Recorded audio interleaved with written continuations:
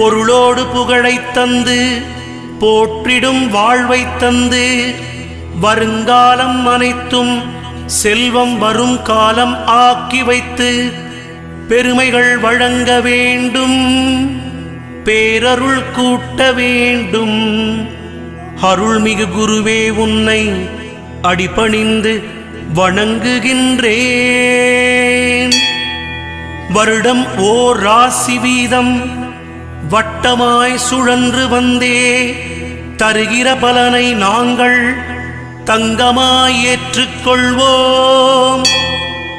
வருகிற நாட்களெல்லாம் வசந்தமாய் மாறுதற்கே அருள் தரும் உனது பார்வை அனுதினம் எமக்கு வேண்டும்.